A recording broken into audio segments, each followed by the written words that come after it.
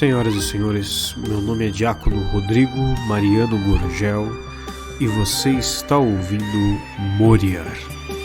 É hora de falar do que realmente importa.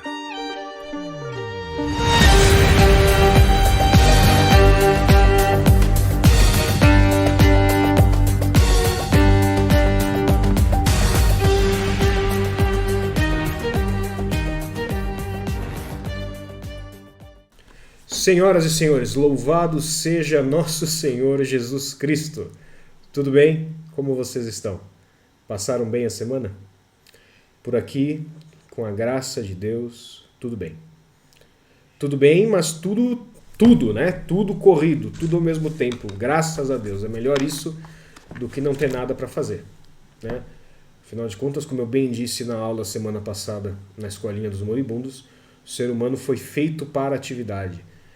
E o grande mal da preguiça está precisamente que ela não só a preguiça nos faz violar a lei positiva de Deus que instituiu o trabalho como uma punição para o pecado original, que todos nós temos que pagar, e pagar com alegria, mas também porque o ser humano foi feito para a atividade, né? Mesmo no céu estaremos em atividade. É claro que vai ser uma atividade muito mais prazerosa, né? Conhecer e amar a Deus é muito mais prazeroso do que qualquer coisa que a gente tenha para fazer aqui, né?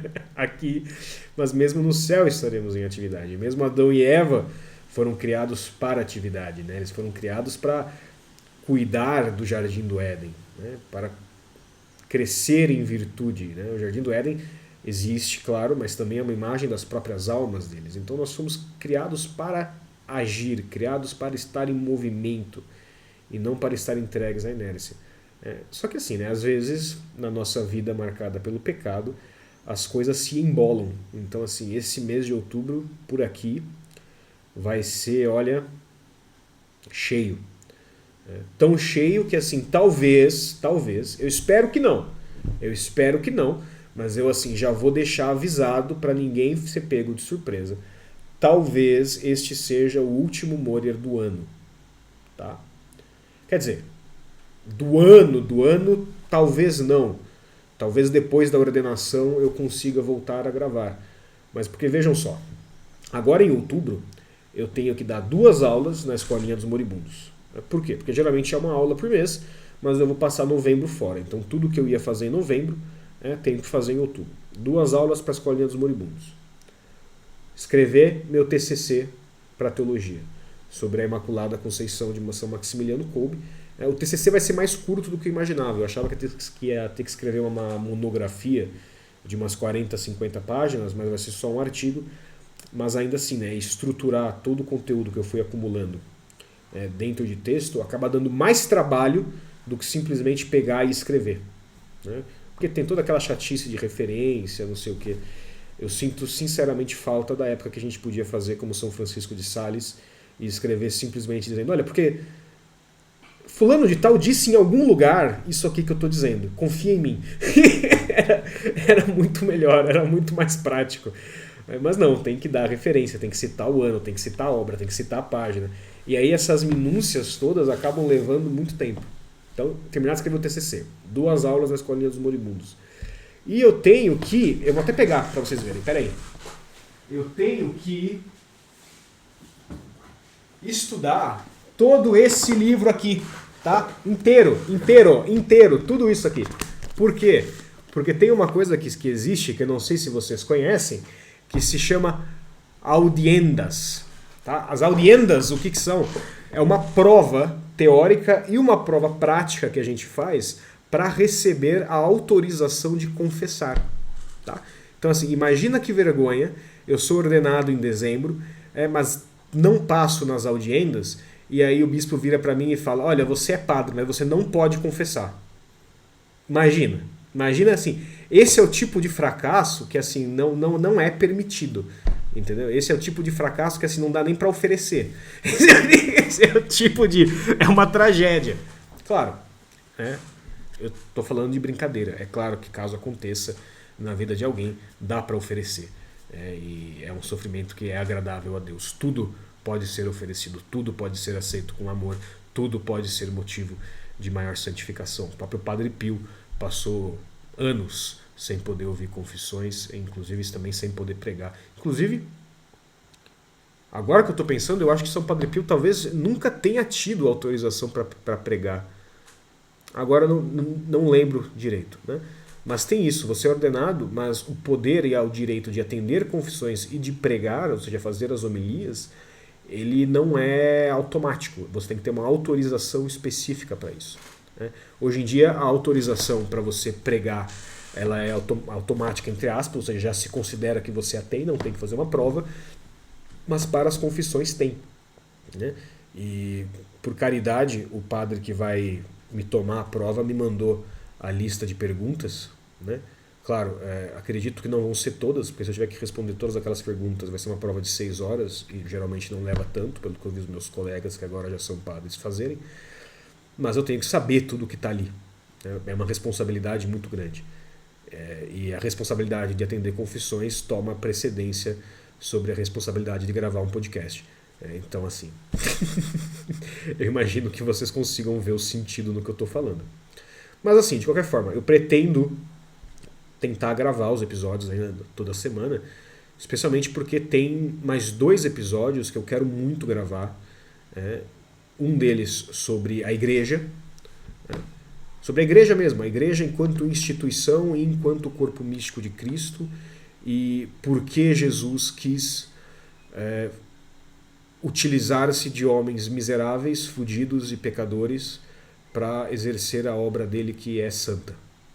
Isso é um tema maravilhoso e é uma coisa que falta, e é uma coisa que as pessoas muitas vezes são tentadas nesse sentido, no sentido de desconfiar dos ministros porque eles são miseráveis.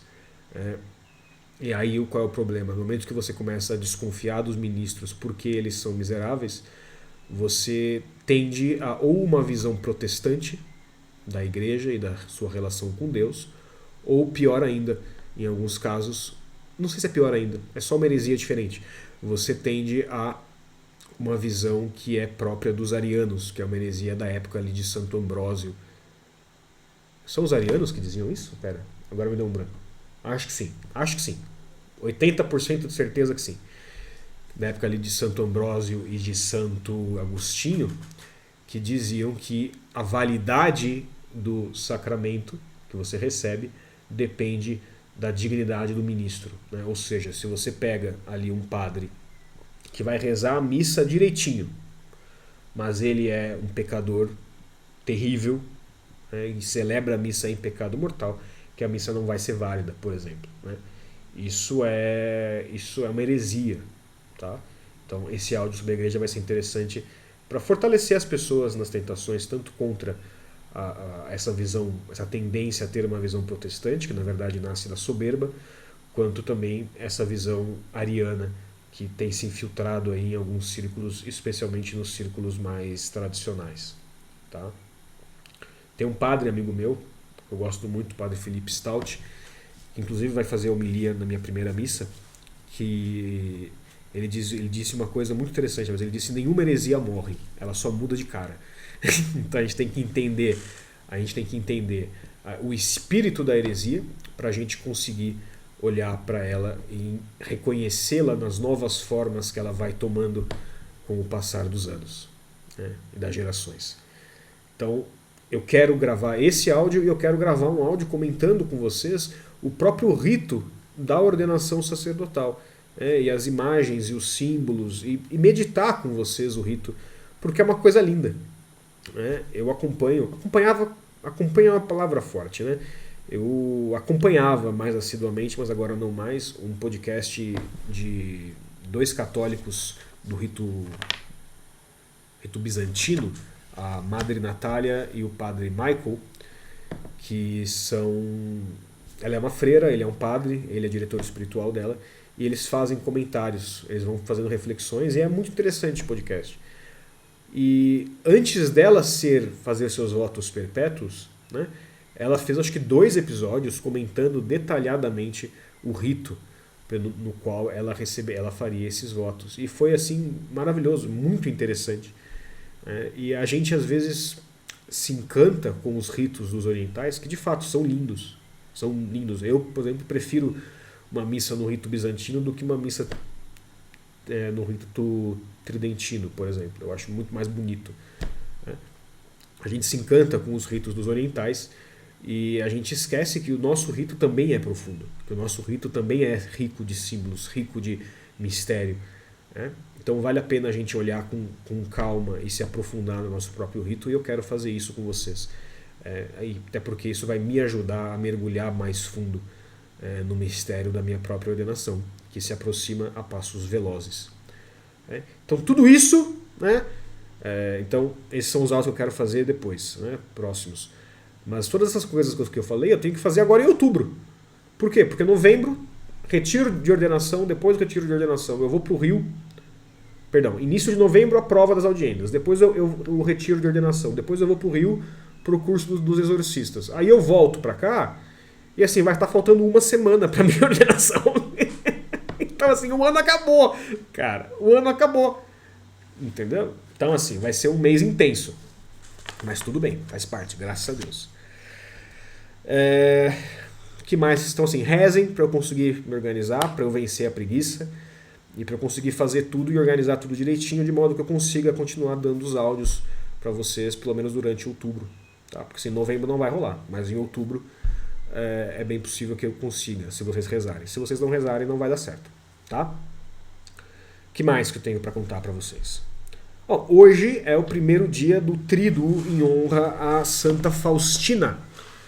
Santa Faustina, que sempre na história, desde que ela foi canonizada, se celebra aí no dia 5 de outubro, mas num esforço assim, para valorizar o patrimônio nacional, a CNBB decidiu mudar o dia de Santa Faustina. Então o dia de Santa Faustina agora no Brasil é celebrado no dia 6. Por quê? Porque no dia 5 tem São Benedito. São Benedito Negro. Então, mudaram. Mas o dia dela continua sendo o dia 5. É só o dia da festa litúrgica no Brasil que foi alterado. Se isso é bom ou ruim, vocês devem saber o que eu penso pela minha cara. Mas não interessa. Não interessa o que foi mudado e a gente tem que obedecer o calendário. Tá. Agora, se eu deixar, eu vou seguir falando pra caramba agora nesse início, mas vamos cortar a conversa agora e vamos entrar no corpo do áudio. Por quê? Porque é um áudio sobre a confissão e assim, quando eu não faço anotações, os áudios já são imensos. Eu tenho um monte de coisa anotada aqui pra gente falar, então esse áudio aqui provavelmente vai passar de 1 hora. Tá? Então, quanto antes eu começar a falar, mais rápido a gente fala. Então vamos rezar e vamos mergulhar no assunto. Em nome do Pai, do Filho e do Espírito Santo. Amém. Inspirai, Senhor, as nossas ações e ajudai-nos a realizá-las, para que em vós comece e para vós termine tudo aquilo que fizermos. Por Cristo, Senhor nosso. Amém. Santa Maria, esperança nossa, Sede da sabedoria, rogai por nós. Santa Faustina, rogai por nós. São Padre Pio, rogai por nós. São Benedito, rogai por nós. Em nome do Pai, do Filho e do Espírito Santo. Amém. Eu esqueci de uma coisa importante. Eu tenho que fazer o meu pedido de esmola, que eu esqueço, e aí fazer no final do áudio, depois das orações, eu acho muito estranho, então eu faço agora. Escolinha dos Moribundos é o nosso grupo no Telegram e é nosso grupo de aulas. Lá você encontra gravações de todas as aulas que eu dei até agora, encontra homilias, meditações que eu eventualmente faço em outros lugares, gravo e coloco lá para o pessoal. E vocês também têm acesso às nossas aulas mensais, que atualmente nós estamos falando sobre os pecados capitais e as suas curas. Tá? Para ter acesso à Escolinha dos Moribundos, basta você fazer uma doação mensal a partir de R$1. R$1 não compra nem um dadinho mais, mas compra para você a participação na Escolinha dos Moribundos. Se você doar a partir de R$50 mensais, você ganha aí um prêmio bônus, um prêmio extra, que são as notas sobre o morrer, os Codice Moriendi, que é uma carta física que eu envio para os apoiadores todo mês. Tá? O pessoal tem recebido, o pessoal tem gostado e me alegra muito ter esse contato analógico com vocês nesse mundo digital. Né? O primeiro lema do Moriar era... Como é que era? É hora de falar do que realmente importa, sim, mas tinha uma outra coisa que eu coloquei na primeira descrição do Apoia-se. Alguma coisa sobre cortar o ruído do mundo digital com a verdade, com a cruz de Nosso Senhor. E eu acho que de alguma forma cartas físicas fazem um pouco isso. Porque na internet, mesmo quando a gente está lendo alguma coisa, é tudo muito rápido, é tudo muito movido à distração, é tudo muito líquido, é tudo muito virtual. Virtual no próprio sentido filosófico de virtual, porque falta concretude, falta substância, é uma coisa que a gente não consegue pegar com a mão. E quando você está lendo uma coisa física é completamente diferente. Então, se você tem interesse, por favor, apoie meu trabalho. Se você não tem interesse, mas acha que eu faço um bom trabalho, apoie também. E se você não tem interesse, não acha que eu faço um bom trabalho, mas é cristão, apoie também. Faça esse ato de caridade. Vai ser bom para todo mundo, inclusive para sua alma. Tá? E como você apoia? Na descrição do vídeo no YouTube, no áudio do Spotify, tá lá o link, que é http://apoia.se/Moriar. Tá? Novamente, http://apoia.se/Moriar. Tá? Você entra lá, você apoia e tá tudo certo. Lembrando que na descrição do vídeo também tem um e-mail. Esse e-mail é a minha chave Pix, mas mais importante do que ser a minha chave Pix, esse e-mail é o e-mail para o qual você pode, se quiser, enviar dúvidas. E falar, olha, minha vida é um caos, está aqui minha vida, está aqui meus problemas, não sei o que, está aqui essa reflexão que eu fiz, está aqui esse drama, está aqui essa dor, está aqui essa cruz. E eu prometo tentar responder. E melhor ainda, eu posso pegar o teu e-mail e, claro, sem citar o seu nome e mudando o nome das pessoas envolvidas, se tiverem nomes ali, comentar, inclusive em áudio, gravar um episódio só para comentar a sua situação, se você assim permitir e desejar. Porque às vezes o problema de um é o problema de muitos e as pessoas andam por aí carregadas de sofrimentos e se sentindo sozinhas, e elas, quando percebem que alguém sofre de modo parecido com elas, encontram na cruz, nessa solidariedade da cruz, um grande amor e uma grande misericórdia, um grande carinho de Deus, inclusive. A gente sempre ama melhor quando a gente percebe que a nossa cruz é de alguma forma parecida com a cruz de outra pessoa. Tá? Agora sim, vamos então tratar da confissão. Primeiro lugar, tá? Vamos começar do básico. O que é a confissão? Tá? Confissão é um dos 7 sacramentos da igreja instituídos por nosso Senhor Jesus Cristo. Tá? Isso não deve ser surpresa para ninguém. Todo mundo deve ter aprendido isso. Tá? E o que é um sacramento da igreja? Bom, o sacramento, em primeiro lugar, ele é instituído por Jesus Cristo. O sacramento não é uma invenção humana. É algo que Cristo mesmo instituiu em pessoa, quando ainda estava caminhando entre nós, antes da sua ascensão aos céus. Em segundo lugar, sacramento vem da palavra sacramentum, em latim, que significa mistério. Tá? O sacramento é um mistério. E qual é o grande mistério do sacramento? É que o sacramento é um símbolo que realiza aquilo que ele significa. O que isso quer dizer?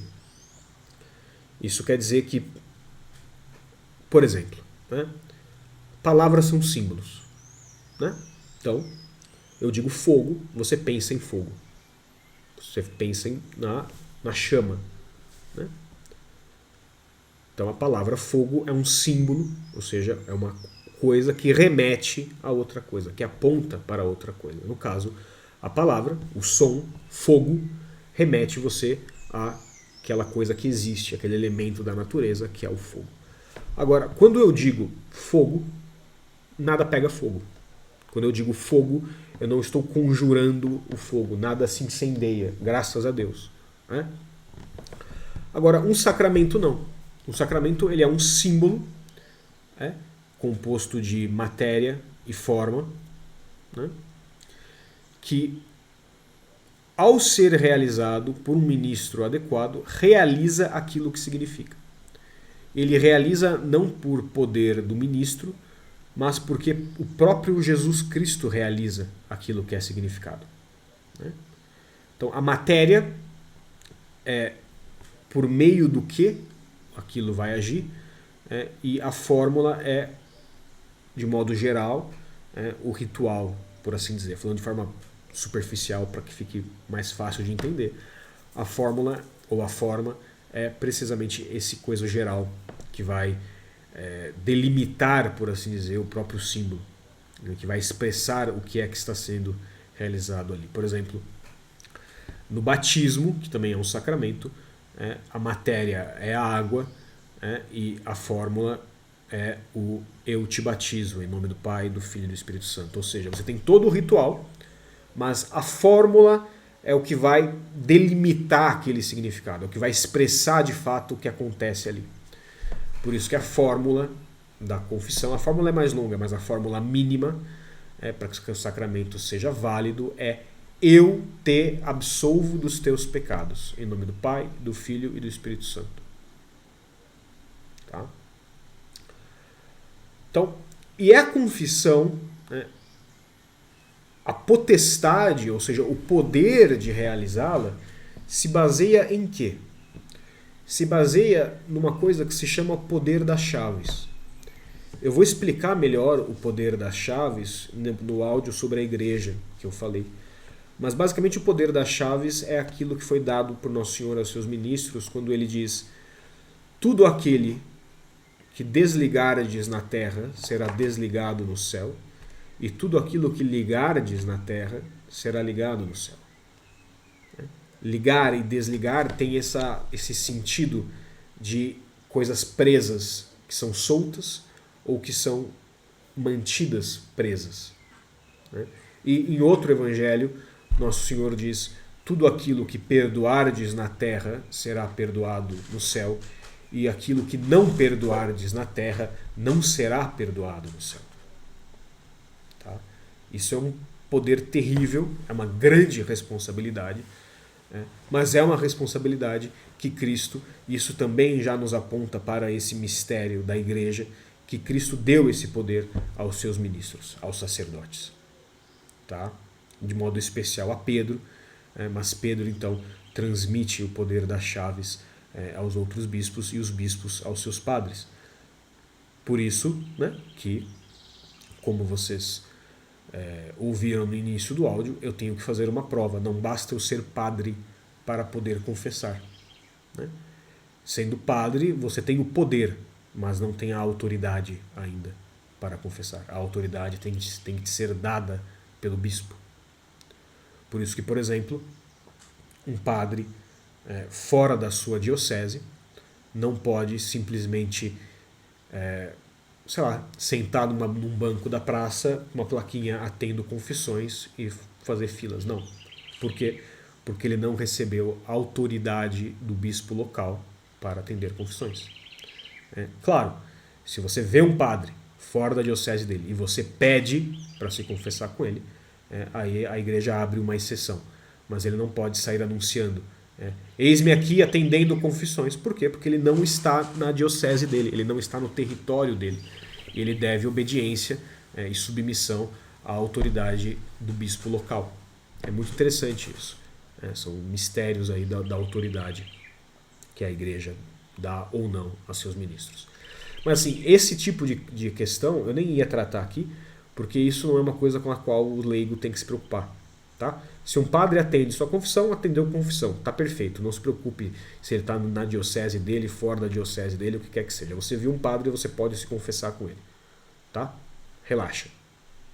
Não se preocupem com isso. Isso é minúcias teológicas que não tem peso na vida do leigo. A confissão de ninguém vai ser inválida porque o padre está fora da diocese.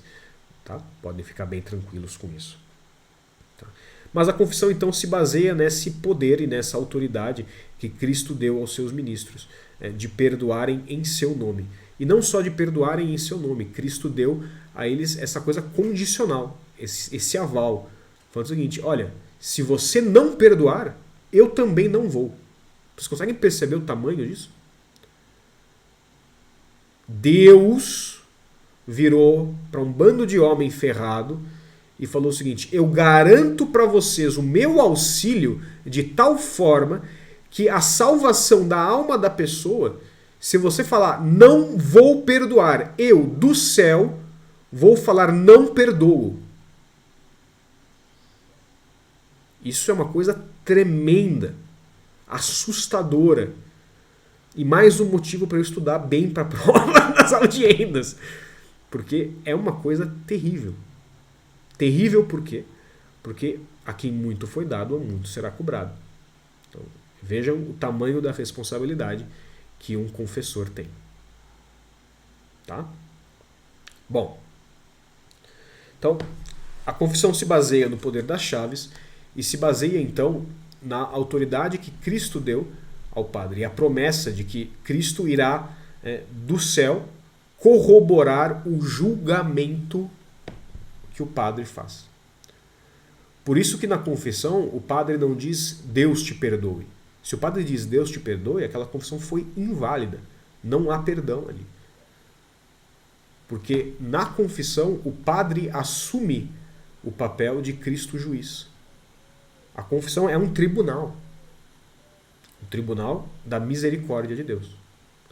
Um tribunal em quem aquele que se acusa é perdoado, aquele que admite a sua culpa é perdoado, mas aquele que se tem por inocente é condenado. Interessante, né? Deus, como sempre, inverte a lógica do mundo. Tá? Então, isso é uma coisa importante. O Cristo juiz. A confissão é um tribunal que você apresenta a sua culpa, você se apresenta como culpado, então o sacerdote irá emitir um julgamento sobre você, sobre a sua alma, sobre aqueles pecados. E na imensa maior parte dos casos, o sacerdote irá dizer, eu te perdoo dos teus pecados, eu te absolvo dos teus pecados. Ou seja, você está inocentado, a sua culpa foi retirada. Porque vejam só, quando Cristo derrama o seu sangue por nós, quando Cristo morre por nós, ele morreu e recebeu sobre si todos os nossos pecados. Todos. Passados, presentes e futuros. No Jardim das Oliveiras, no Horto das Oliveiras, Jesus recebeu sobre si todos os pecados de toda a humanidade. Ele viu todos os pecados sendo cometidos.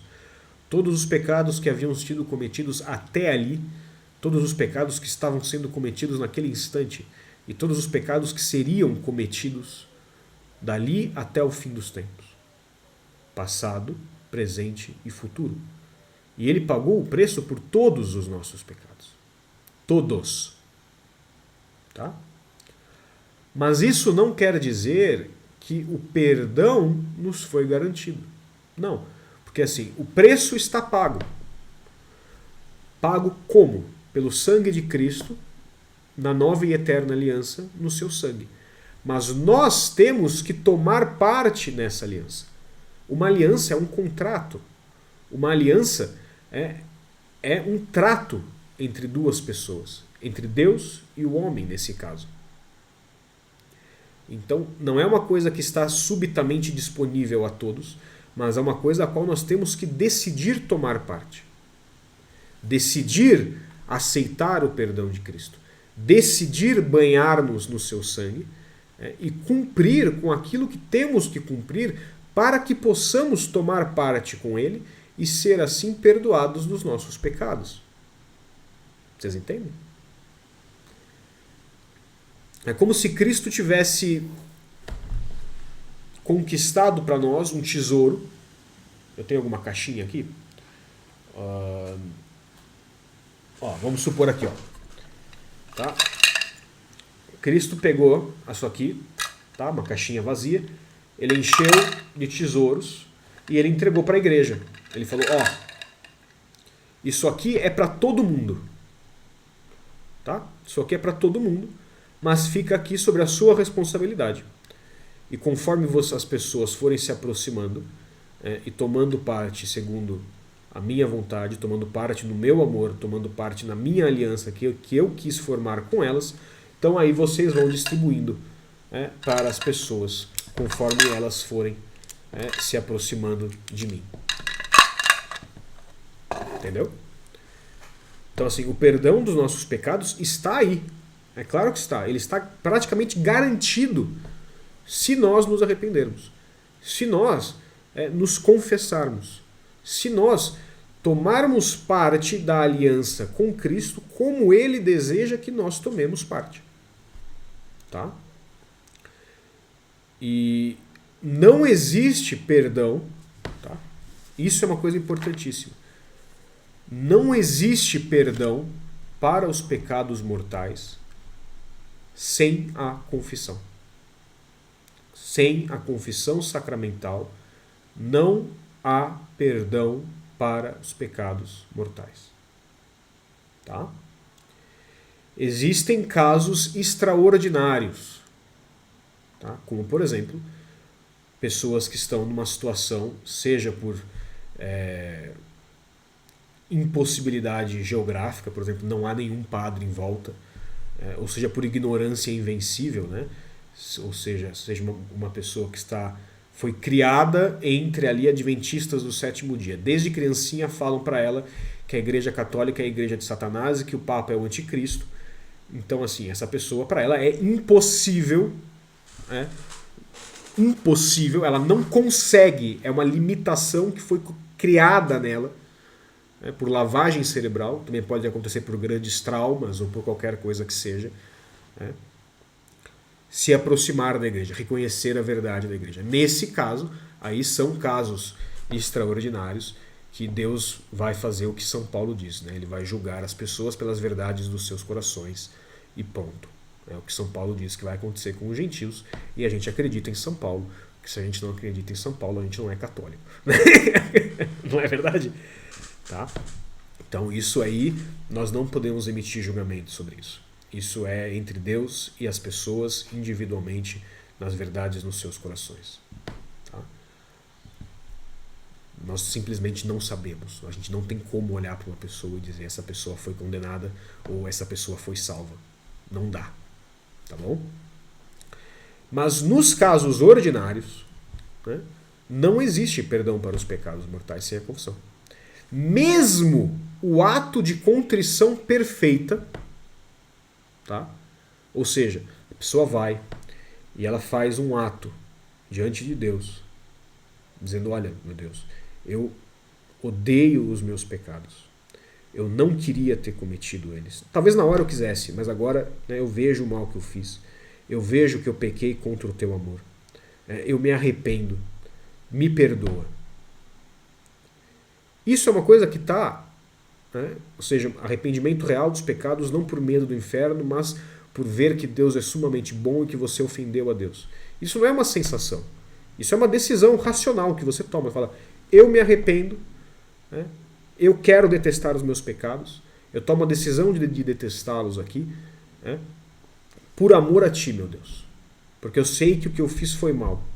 Ponto. Qualquer pessoa que peca pode fazer isso. Você pecou mortalmente, você pode fazer isso no instante seguinte e alcançar o perdão de Deus dos seus pecados. Mas tem uma condição. Sabe o que precisa fazer parte de um ato de contrição perfeita? A disposição de se confessar o mais rápido possível.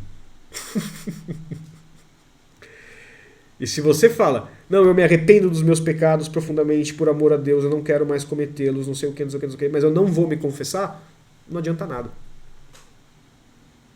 Absolutamente nada.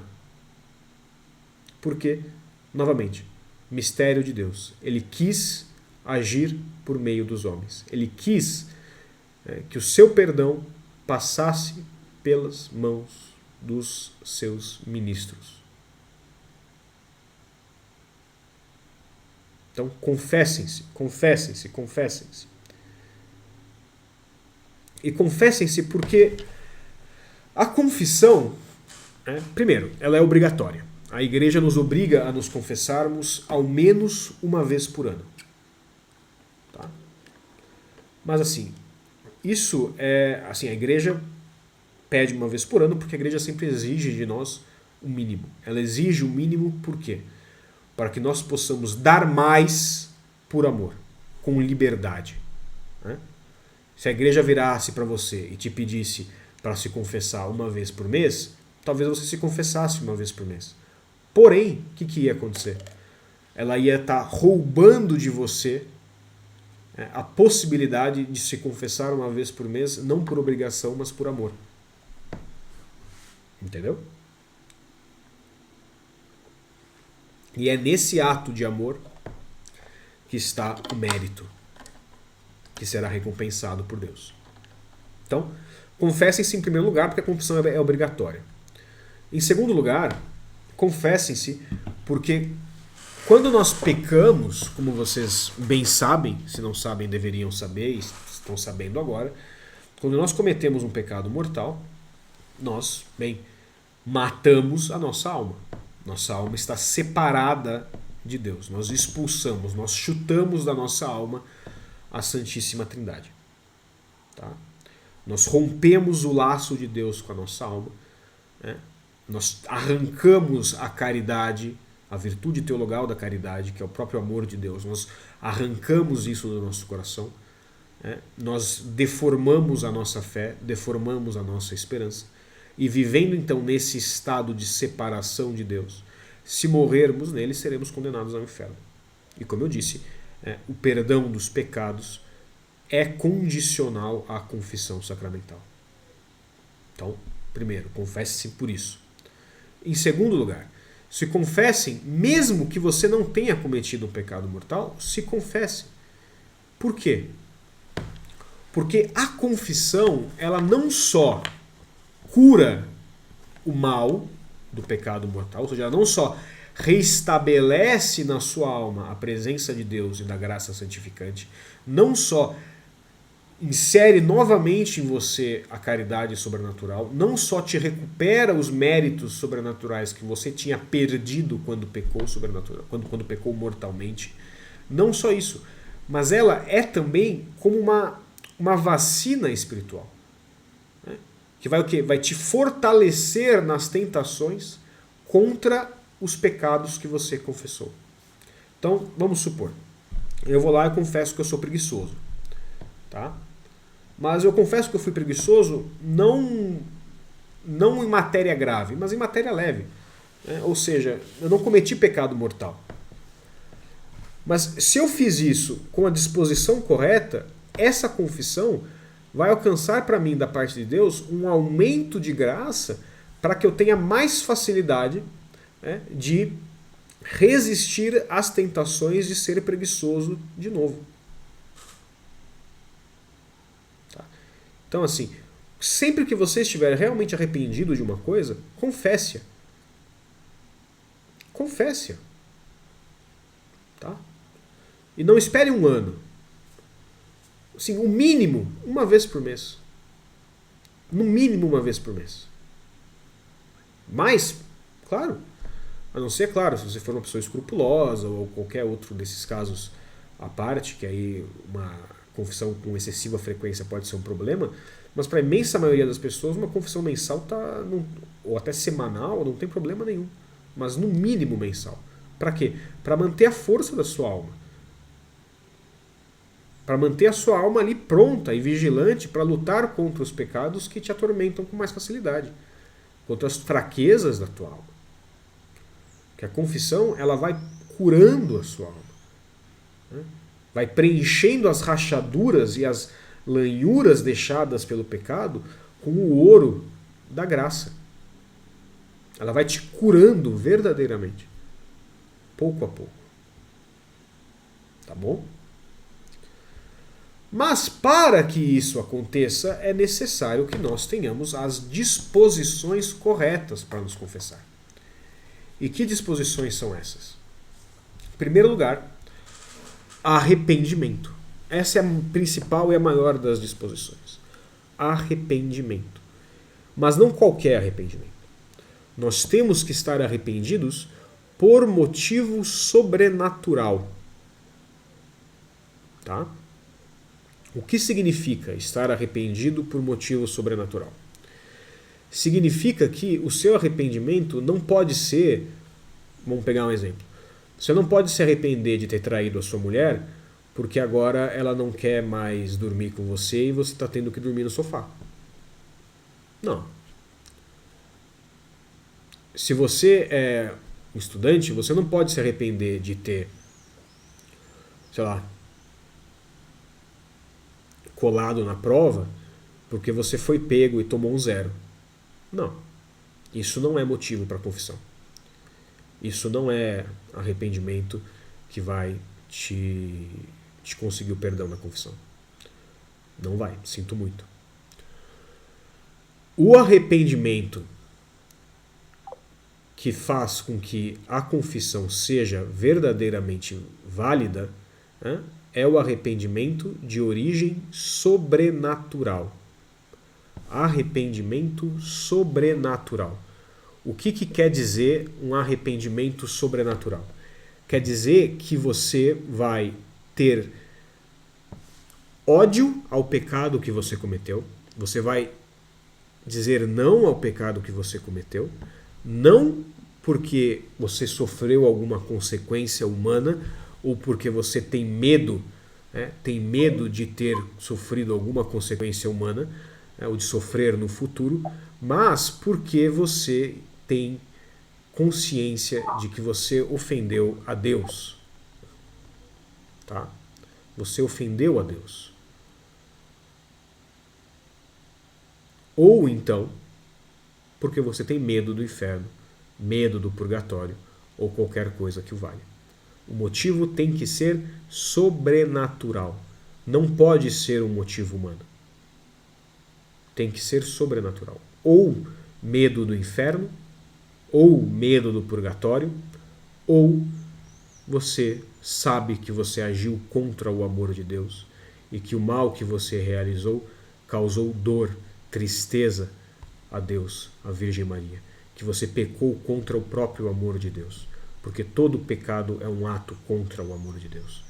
Todo pecado é um ato que viola, que de alguma forma tenta atingir e ferir a própria natureza de Deus. Todo ato de pecado é um ato que nos afasta de Deus, seja ele um pecado grave, seja ele um pecado venial. Todo pecado é um atentado soberbo contra a majestade, a beleza, o amor e a perfeição divina. Por isso que todo pecado, mesmo os pecados veniais, são infinitamente graves. Porque todo pecado age contra Deus. E Deus é infinitamente perfeito. Por isso que se você pudesse parar uma guerra contando uma mentira, cometendo um pecado venial, Deus preferiria que você não parasse a guerra. Se te fosse proposto tirar todas as almas do purgatório de uma só vez, e livrar todas as pessoas do mundo inteiro de qualquer tipo de influência demoníaca ou de sofrimento material, a troca de um único pecado venial, nós não deveríamos fazê-lo. Por quê? Porque o menor pecado venial é mais grave do que qualquer outra coisa, do que a soma de todos os males humanos. O pecado é muito sério, é muito mau. Nada no mundo justifica o menor pecado. Então, para nós nos confessarmos, nós não precisamos ter um ódio sensível ao pecado. O que isso quer dizer? Isso quer dizer que para me confessar, eu não preciso me sentir mal por ter pecado. Não. Eu não preciso ter chorado as minhas faltas. Não.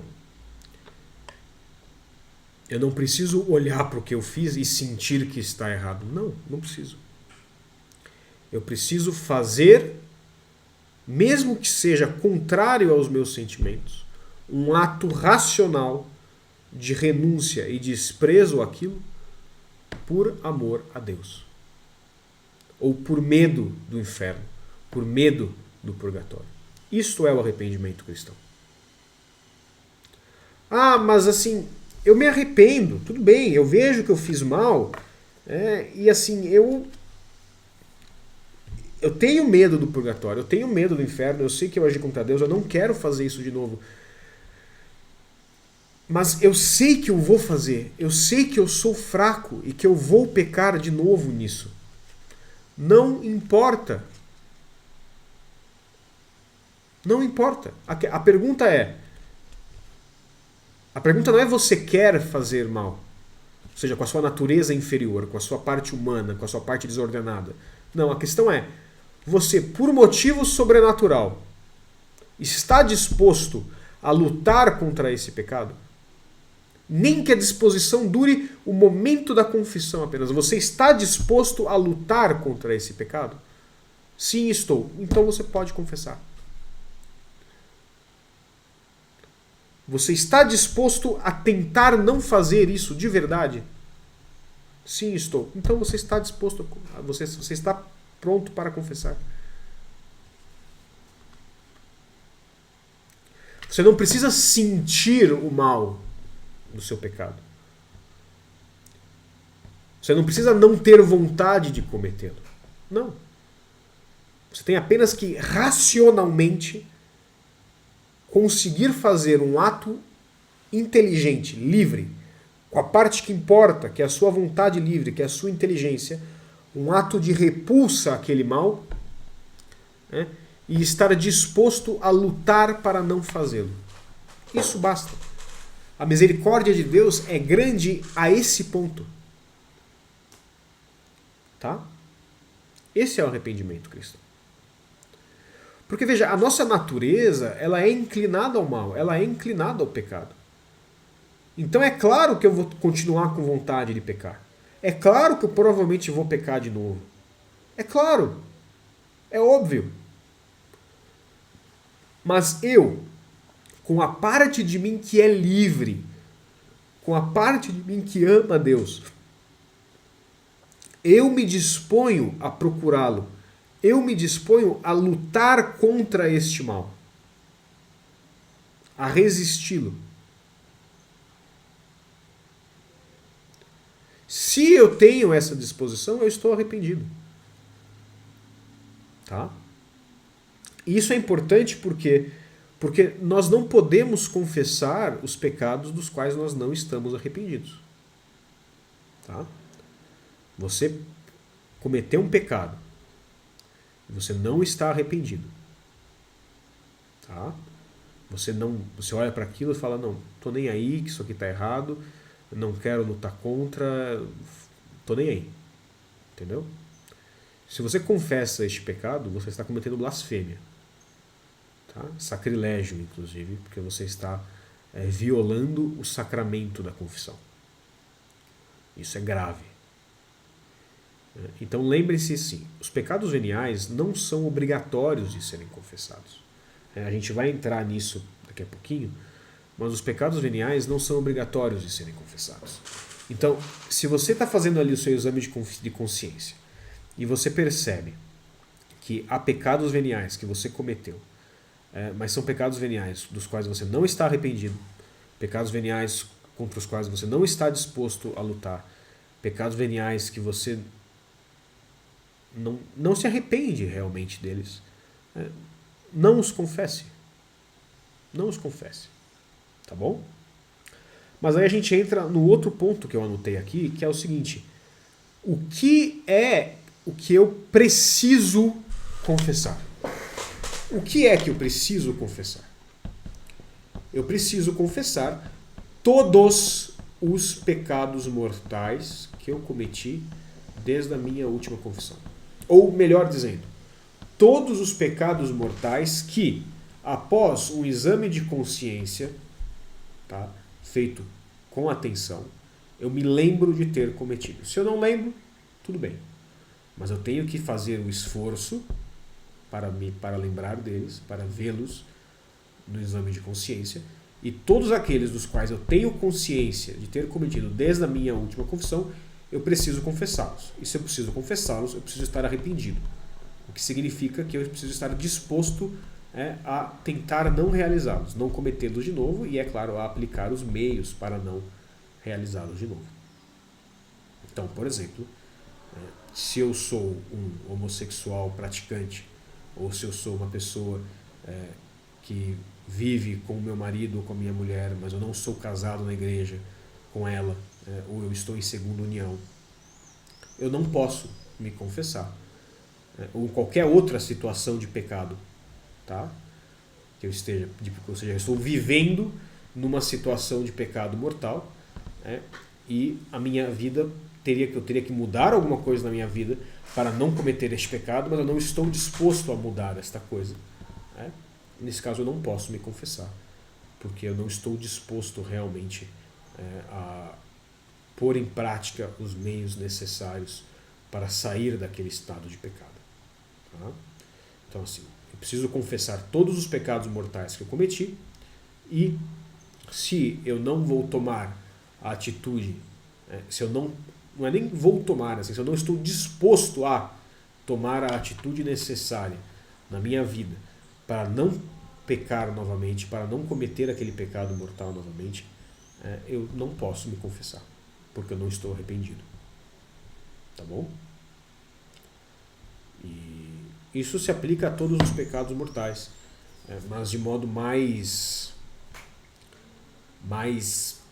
perceptível nestes pecados que incluem aí um estado de vida de alguma forma, né? Porque, por exemplo, uma coisa é uma pessoa, vamos supor, que ela é viciada em pornografia. Tá? É um pecado sério, muito sério, né?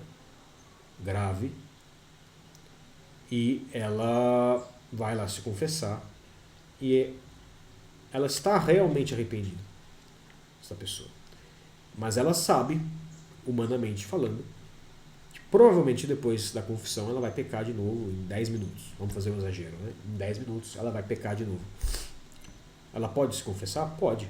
Por quê? Porque ela está realmente disposta a sair daquilo. Né? Ela vai pecar de novo, e ela sabe que vai, ou pelo menos acredita que vai, por defeitos humanos, mas o coração dela está no lugar certo.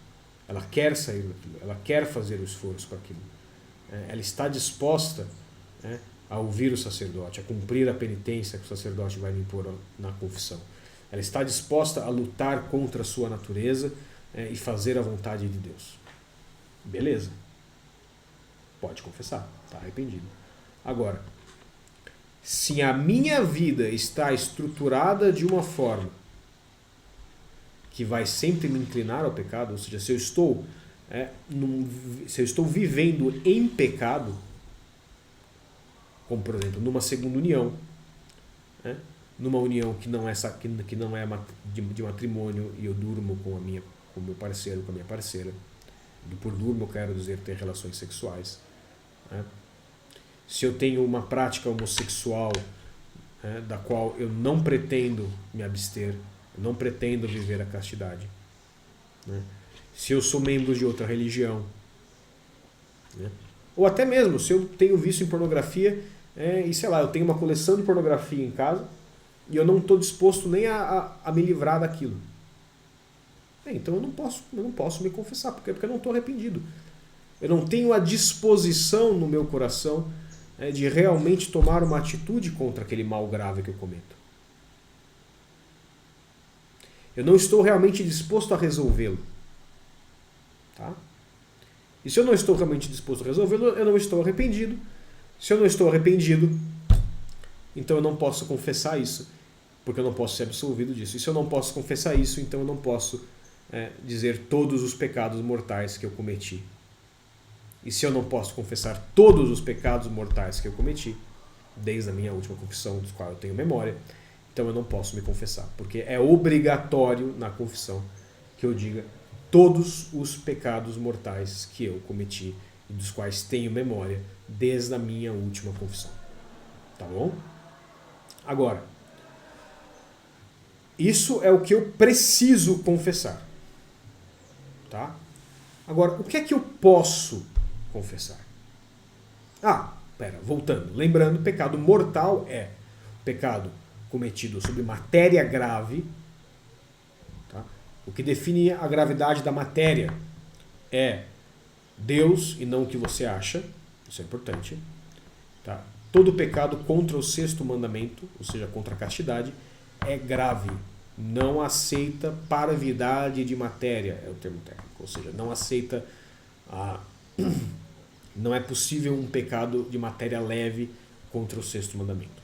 Tá? Então, pecado grave, matéria grave, plena advertência, ou seja, eu sabia que aquilo era pecado, plena advertência, pleno consentimento, ou seja, eu aceitei fazê-lo, eu decidi fazer. Se eu fui estuprado, eu não pequei contra a castidade. Por quê? Eu não tive consentimento ali. Eu não escolhi aquilo. Aquilo foi algo feito em mim, contra mim. Tá? Se alguém amarra uma arma na minha mão, estica o meu braço e aperta o gatilho para mim, tá? Eu não pequei. Por quê? Porque eu não tomei a decisão livre de fazê-lo. Tá? Plena advertência, pleno consentimento, matéria grave. Isto é um pecado mortal. Se a matéria não é grave, se a advertência não é plena, se o consentimento não é pleno, então o que nós temos aí é um pecado venial. Pecado venial, você pode confessar. Isso não é obrigatório. É bom que confessemos todos os pecados veniais dos quais nós temos consciência, e nós temos consciência de uma ínfima parte dos pecados que cometemos, porque se Deus nos mostrasse todos eles, nós íamos surtar. Né? Então, cometemos os pecados veniais e nós podemos confessá-los se estamos arrependidos, se estamos dispostos a não cometê-los de novo. Por exemplo, eu já dei esse exemplo outras vezes, eu sou viciado, eu sou fumante, e assim eu não minto mais para mim mesmo dizendo que é só uma coisa que eu gosto de fazer. Porque eu fumo por si só, se você só gosta de fumar, não é pecado. Agora, se você tem uma adicção, isso é um pecado venial. Tá? Eu confesso meu vício quando eu vou me confessar? Não. Por quê? Porque não é uma coisa contra a qual eu quero lutar agora. Contra a qual não é uma coisa da qual eu verdadeiramente me arrependo agora. E é triste falar isso. E é humilhante. Porque eu acabei de dizer que o pecado venial, qualquer pecado venial é gravíssimo. E é verdade. E eu estou dizendo para vocês que eu não estou arrependido de verdade. E é verdade, eu não estou. Isso é horrível. Eu não estou dizendo para me exibir, eu não tenho orgulho disso. Mas eu digo isso para vocês porque nós só estamos arrependidos quando nós estamos dispostos a fazer algo contra. Tá? E se eu não estou arrependido, eu não posso me confessar desse pecado. Porque lembrem, pecado venial não é obrigatório dizer. Então eu posso me confessar, né, mas não citar os pecados veniais dos quais eu não estou arrependido. Por quê? Porque, bem, nós vamos morrer tendo pecados veniais. A verdade é essa. Os santos morreram tendo pecados veniais, tendo imperfeições. Né? Então nós temos que escolher as nossas batalhas. Né? Escolher aquele mal contra o qual nós podemos lutar no momento. Né? Os pecados mortais, nós temos que nos livrar todos eles, sem exceção, e pronto, acabou. Pecados veniais, como nós temos muitos, isso faz parte da nossa miséria humana, nós vamos escolhendo as nossas batalhas. De preferência, nos livramos da maior parte deles o mais rápido possível, mas nós lutamos contra eles. E nós não podemos lutar contra todos ao mesmo tempo, senão nós vamos entrar em desespero. Tá? Então, só confesse os pecados veniais que você cometeu e que você realmente está arrependido, que você realmente não quer cometer de novo. Tá bom? Isso é muito importante, porque lembre, se você confessa uma coisa que você não está arrependido, você está pecando. Tá? Não só pecando, mas você está invalidando a sua confissão. Escrupulosos! Não surtem! Sua confissão não foi inválida. Você está arrependido. Tá bom? Relaxa. Pelo amor de Deus. Tá? Eu sei como é a cabeça de um escrupuloso. Não vão por aí. Relaxa. Relaxa. Tá? Principalmente porque se você não sabia, faltou plena advertência. Se faltou plena advertência, não foi pecado grave. Tá bom? Ótimo. Beleza. Então, nós vimos o que nós precisamos confessar, que são todos os pecados mortais dos quais nós temos memória desde a nossa confissão. Nós vimos o que nós podemos confessar, que são os nossos pecados veniais. Tá? De modo especial, os pecados veniais deliberados, ou seja, aqueles pecados veniais que a minha consciência me acusou na hora e eu falei, vou fazer assim mesmo. Tá? Isso é um pecado venial deliberado. Pode confessar se estiver arrependido. Agora, o que é aquilo que é melhor eu não confessar? Tá? Para ser mais específico. O que é aquilo que é melhor eu não confessar se eu não tenho um diretor espiritual me acompanhando que vai dizer para mim, pode confessar esse tipo de coisa? Se você não tem um diretor espiritual que vai te autorizar isso, se você não tem um confessor de confiança para te orientar, é melhor não confessar isso. Que são o quê? Pecados involuntários. O que é um pecado involuntário? Sei lá, você pode, por exemplo, confessar uma tentação. Pô, eu estou sendo muito tentado contra a castidade. Você consentiu? Não, então não teve pecado. Mas aquilo que é? É um sintoma da sua inclinação para o mal.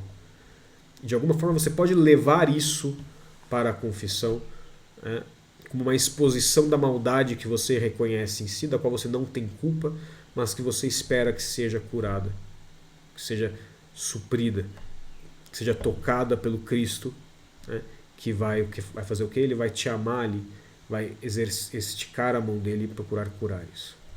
Tá? Por que não se deve confessar isso se você não tem uma autorização expressa do seu diretor ou de algum sacerdote de confiança, um confessor que conhece a tua alma e te diga, não, tudo bem, pode fazer esse tipo de confissão? Porque nós não temos culpa real desses pecados, nós não temos culpa real, nós não temos culpa das nossas tentações. Não é uma coisa que você está fazendo, é uma coisa da nossa natureza caída. E corre o risco de, se você começar a confessar esse tipo de coisa, você olhar demais para elas e de menos para Deus. Porque isso é um risco que nós temos. O risco de olhar muito para o nosso mal e pouco para a misericórdia de Deus. Nós não fomos criados para contemplar a nossa maldade, para contemplar a nossa miséria, para contemplar os nossos pecados. Nós não fomos criados para isso. Nós fomos criados para contemplar Deus, para amar Deus, para buscar a Deus. Os nossos pecados, nós olhamos para eles nos momentos diários, nos nossos exames de consciência, e só. Eu olho, eu peço perdão de coração e eu volto meu olho para Deus. E eu olho de novo para a minha miséria no meu próximo exame de consciência ou como um meio de me aproximar de Deus. Ou seja, eu reconheço a minha miséria, mas como um meio pelo qual eu vou reconhecer o amor de Deus por mim. Não porque, eu não presto, nossa, eu sou horrível, não sei o quê, olha como eu só peco, blá blá blá. Isso não é cristão. Essa não é a forma cristã de lidar. As pessoas dizem por aí que a igreja, que a culpa é uma coisa católica, é uma coisa cristã. Não é.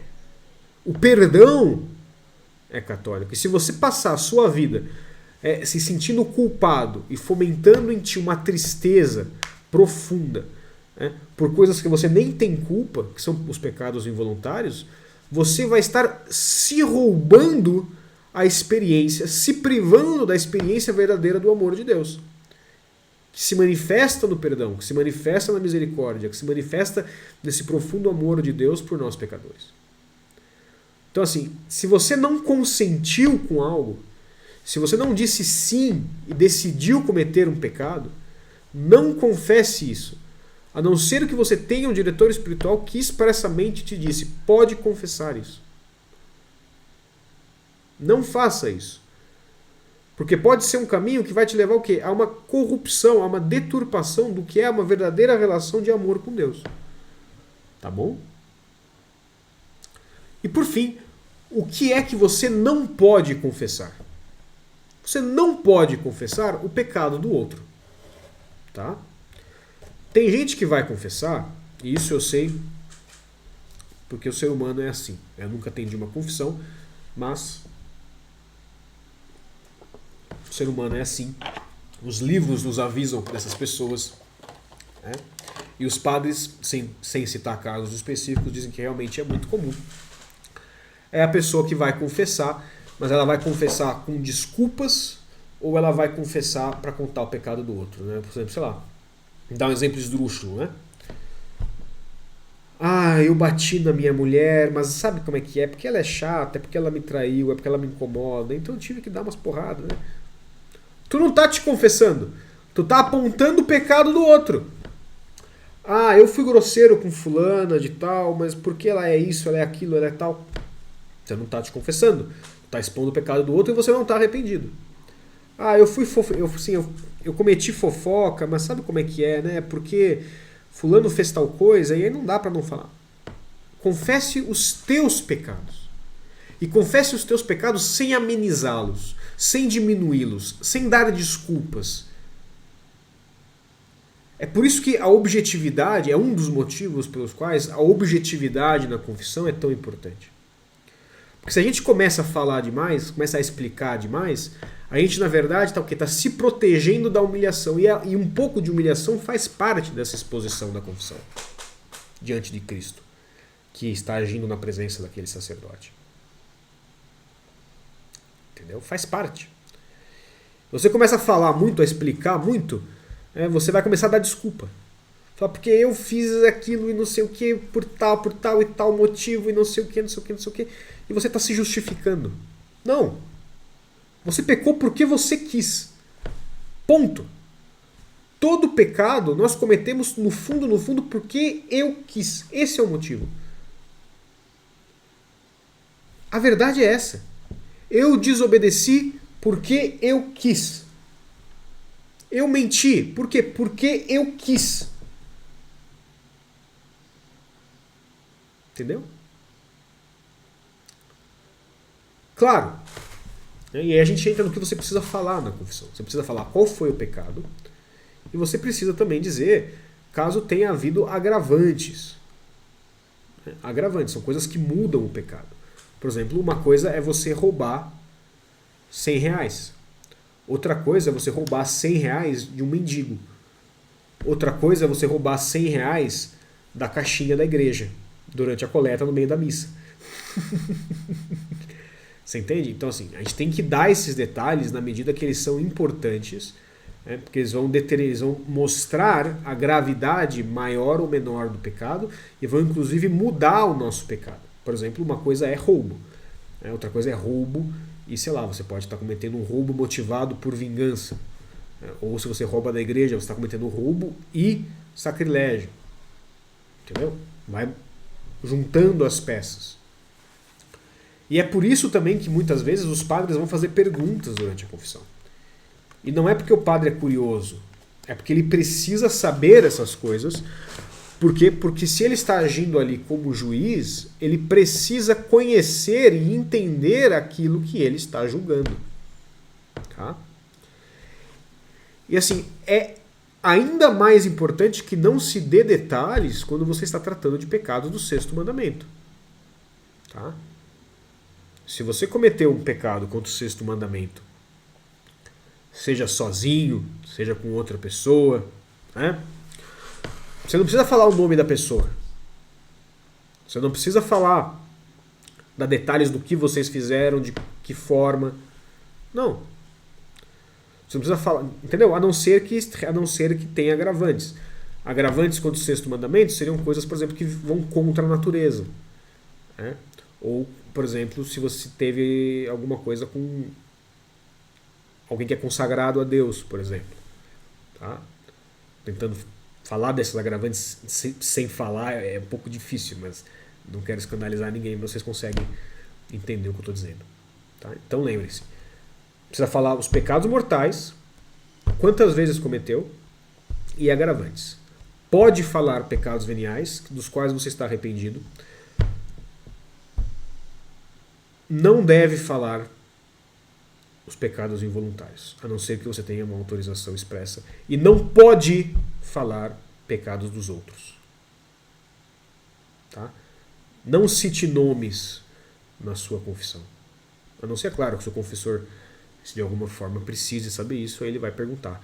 Mas na imensa maioria dos casos, não precisa citar nome na confissão. Não precisa, você não está ali para julgar ninguém. Você está ali para ser julgado pelo tribunal da misericórdia de Deus. Tá?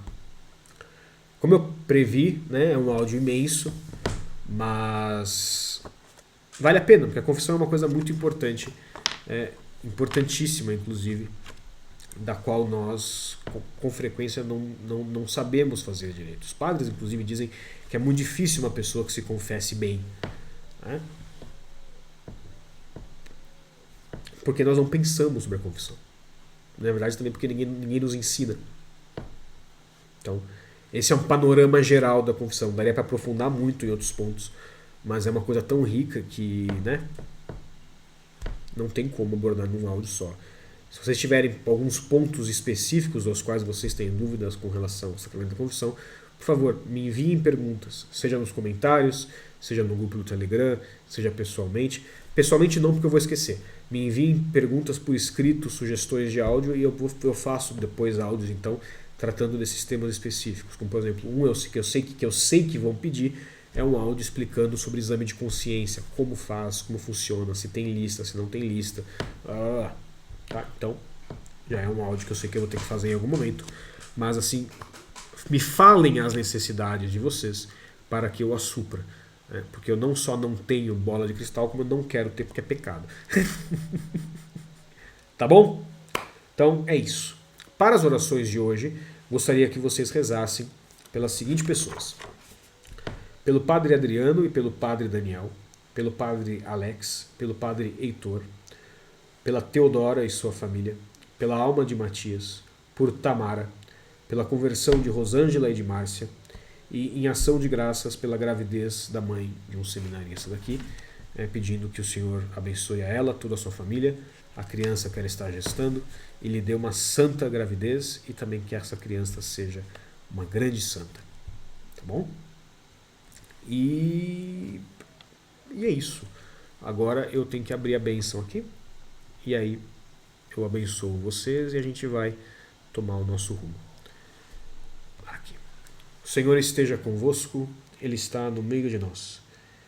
Que o Senhor vos abençoe e vos guarde. Que o Senhor vos mostre a sua face e se compadeça de vós.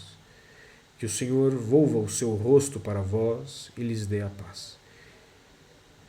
Et per intercessionem Beate Mariae semper Virginis omnipotentia supplex, benedicat vos Deus omnipotens, Pater et Filius et Spiritus Sanctus. Amém. Ide em paz, minha gente, e juízo.